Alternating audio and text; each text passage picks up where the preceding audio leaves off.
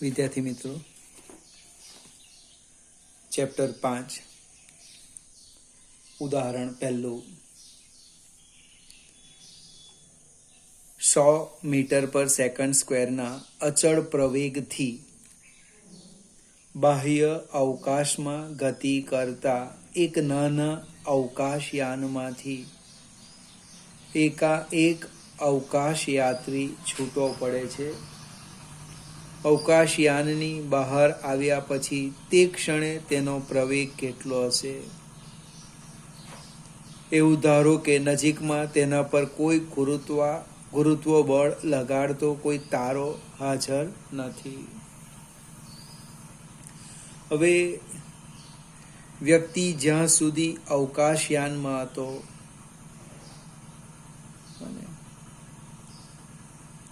ત્યાં સુધી તેનો પ્રવેગ કેટલો હતો? એ બરાબર 100 મીટર પર સેકન્ડ સ્ક્વેર. 100 મીટર પર સેકન્ડ સ્ક્વેર. હવે એ વ્યક્તિ અવકાશયાનમાંથી બહાર આવી જાય છે. પરિસ્થિતિ શું થાય? આ વ્યક્તિની આસપાસ કોઈ ગુરુત્વાકર્ષી બળ ઉત્પન્ન કરતો તારો નથી. બીજું, આ જે અવકાશયાન છે એ યાન એની ઉપર જે ગુરુત્વાકર્ષી બળ લગાડે એ અવગણી શકાય તેટલું નાનું છે. પરિણામે આ અવકાશ યાત્રી ઉપર લાગતું પરિણામી બળ 0. જો F0 તો ma = 0. એનો અર્થ પ્રવેગ કેટલો થવાનો? 0 મીટર પર સેકન્ડ સ્ક્વેર. વિકલ્પ પૂછેલો છે આ ને આપણે પહેલો જવાબ હતો 100 મીટર પર સેકન્ડ સ્ક્વેર, તે જ લખી દઈએ. જેટલો વેગ હોય એ વેગ એટલો જ અવકાશ યાત્રીને મળે, પણ વેગનો ફેરફાર એ બળ પર આધાર રાખે. જે સમયે વ્યક્તિ અવકાશયાનમાંથી બહાર આવે તે સમયે એનો જે વેગ હશે એ અચળ જ રહેવાનો, પણ એનો ફેરફાર કરવો હોય તો શું જોઈએ? બળ જોઈએ છે. બળ કેટલું છે એના ઉપર? 0 છે. બીજો એક્ઝામ્પલ.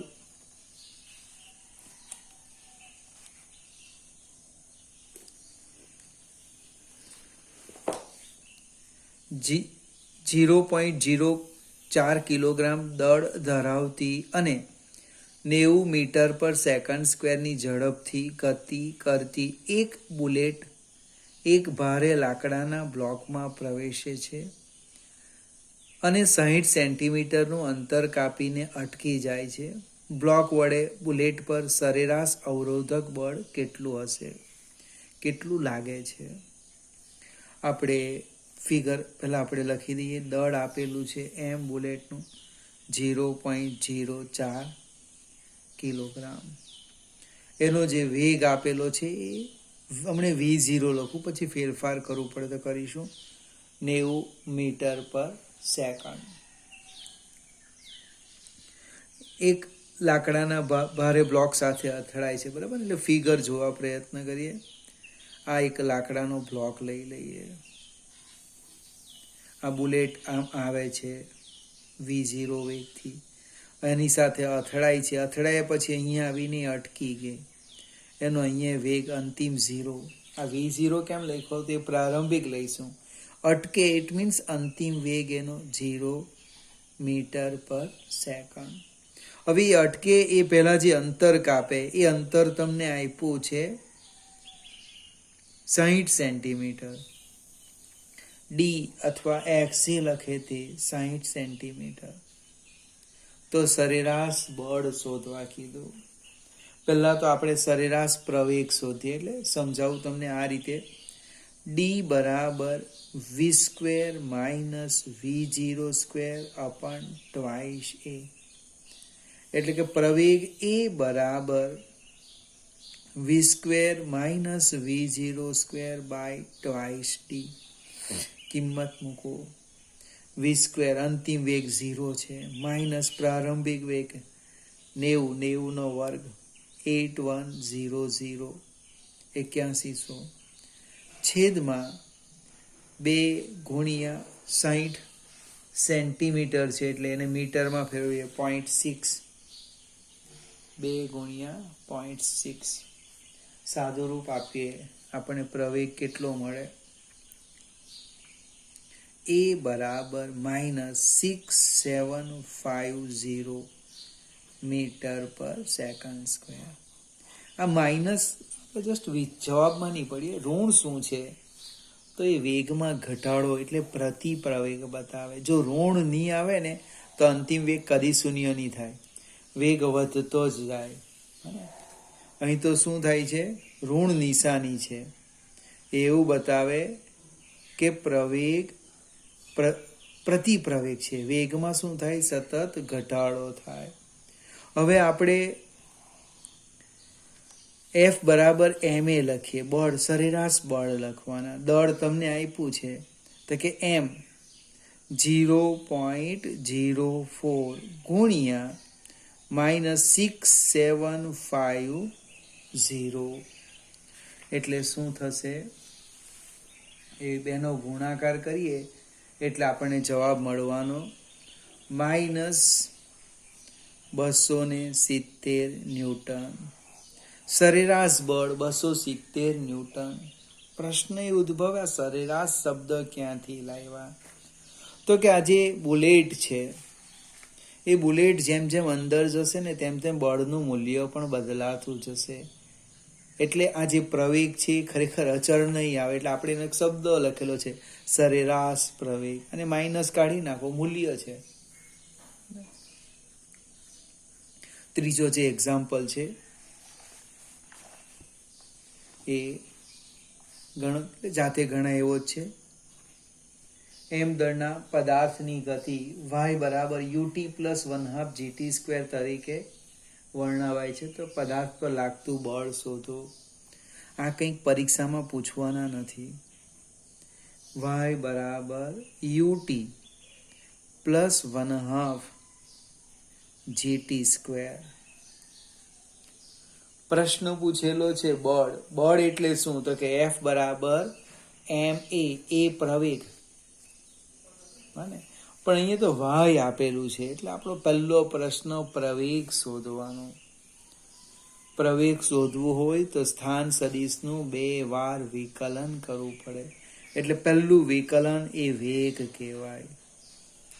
વેગ v બરાબર dy બાય dt. કિંમત મૂકીએ. d by dt ut plus 1/2 gt². હું આશા અથવા અપેક્ષા રાખું કે તમને વિકલન આવડતું હશે. u બહાર કાઢી લેમ, કાઉન્સ છોડવાનો છું. u ડાયરેક્ટ બહાર કાઢું, અચળ છે. d by dt into t plus g by 2 d by dt into t². હવે t નું વિકલન 1 થશે એટલે u પ્લસ g બાય 2 અને t² નું થાય ટ્વાઇસ t. આ બે ને બે નીકળી જાય એટલે જો સૂત્ર આપણું v બરાબર ut u પ્લસ gt, જે આપણે સાબિત કરેલું છે. t સમયનો વેગ v બરાબર પ્રારંભિક વેગ વત્તા gt. હવે એનું બીજું વિકલન કરીએ એટલે પ્રવેગ આવશે. પ્રવેગ a બરાબર dv બાય dt. એટલે કે d બાય dt કૌંસમાં u પ્લસ gt.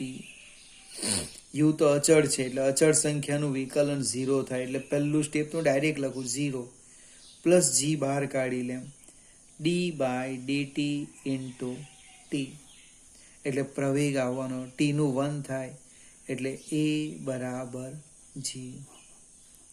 એટલે બળ લખું. ન્યૂટનના ગતિનો બીજો નિયમ, બળ F બરાબર ma, m a એટલે g. વજન બળ, આપણે થિયરીમાં દાખલો ભલે આજે ગણીએ, ઘણી જગ્યાએ વજન બળ શબ્દ આવ્યો mg. વજન એ બળનો પર્યાયી શબ્દ છે. વજનનો એકમ કયો? ન્યૂટન. છતાં આપણે પૂછીએ, હું તમને પૂછું કે તમારું વજન કેટલું, એટલે તમે મને કે મારું વજન 105 કિલોગ્રામ. હવે જેને સમજ પડે એ વિચારે, 105માં નથી જવાનું. એકમ મેં લખ્યો કિલોગ્રામ, અને બળનો એકમ કિલોગ્રામ નથી, કયો છે? ન્યૂટન છે, ન્યૂટન. આગળ જઈએ.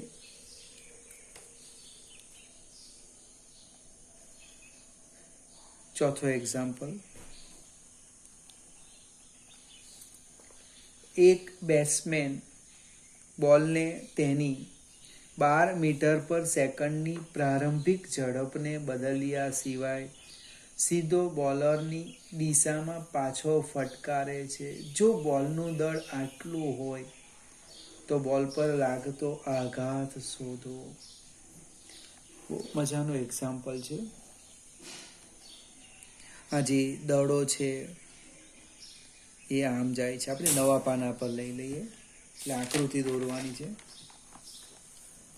ધારો કે આ દડો લઈ લઈએ,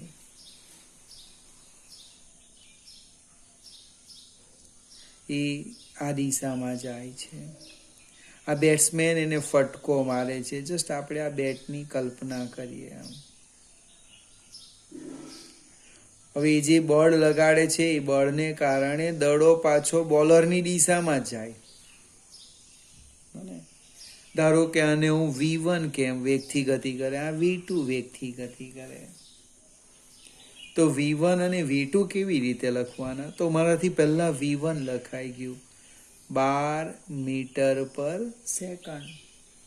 તો V2 લખાય -12 મીટર પર સેકન્ડ.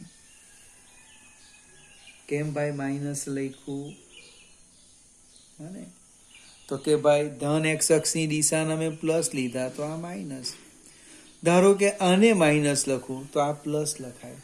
ખ્યાલ આવશે ને? પરસ્પર વિરુદ્ધ દિશા છે, એટલે કોઈ એકને તમે નક્કી કરો પ્લસ, અને નક્કી કર્યા પછી રસ્તે બદલાય નહીં. ચલો આપણે સહેજ આગળ જઈએ. હવે પ્રશ્ન છે આઘાત. બને આ દળ આપેલું છે, બોલનું દળ m 0.15 કિલોગ્રામ. પ્રશ્ન કઈ ગયો? બોલ પર લાગતો આઘાત શોધો. આઘાત શોધવાનો છે. આ શબ્દમાં લખ્યું, ખરેખર ગણિતમાં લખવું પડે. F delta T. બને ધારો કે હું ભૂલી ગયો તો ન્યૂટનના ગતિનો બીજો નિયમ લખો, F બરાબર ડેલ્ટા પી અથવા dp/dt, જે લખે તે. આ સામે લઈ જાઓ. આ બળનો આઘાત આવી ગયો, ડેલ્ટા પી. બળનો આઘાત એટલે F ડેલ્ટા. ડેલ્ટા પી એટલે શું? તો કે અંતિમ વેગમાન, તો કે P2 - P1. કોઈકને થાય કે મારે P2 P1 નથી લખવું, તો બહુ સરસ ટેકનિક છે. ઇનર સેલનો I લખો અને અંતિમ ફાઇનલનો F લખો, PF - PI, તો પણ ચાલે. વેગમાન કેવી રીતે લખવાના? તો કે વેગમાન એટલે યાદ આવે છે ને મિત્રો, દળ ગુણ્યા વેગ, એટલે mv2 - mv1.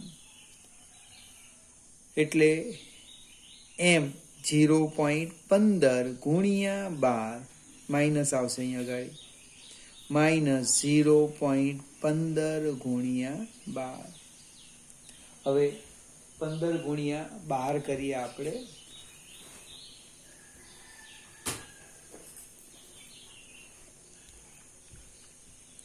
0.15 ગુણ્યા 12 એટલે 1.8 -1.8 -1.8 એટલે કેટલા થવાના? -3.6 ન્યૂટન ઇન્ટુ સેકન્ડ.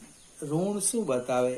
તો કે આઘાત ઋણ એક્સ અક્ષની દિશામાં, જો આપણે આઈ જે લખ્યું હતું તો બરાબર ને, આ દિશામાં છે. બળનો આઘાત કઈ દિશામાં? આ દિશામાં. ઋણ આપણે V2 એટલે ને V2 ની દિશા કઈ આ એ દિશામાં એને આઘાત મળે. માત્ર મૂલ્ય કે વિકલ્પો હોય ત્યારે કાળજી રાખવાની. જો મૂલ્ય કીધું હોય તો 3.6. બીજો એક પ્રશ્ન આવે, માઇનસ પ્લસ તો આપણા ઉપર આધાર રાખે. ધારો કે V1 ને માઇનસ કેમ, તો V2 પ્લસ થાય તો જવાબ પ્લસ આવે. મારા કેટલાક મિત્રો તો જવાબ શું લઈ આવે ખબર, 0. કેમ તો કે પ્રારંભિક અને અંતિમ વેગ સરખા જ, બાર જ જોઈએ લોકો, પ્લસ માઇનસ નહીં જોઈએ, એટલે તફાવત શું કરી દે, 0 કરી દે. એ દ્રષ્ટિએ આ દાખલો અગત્યનો છે. આપણે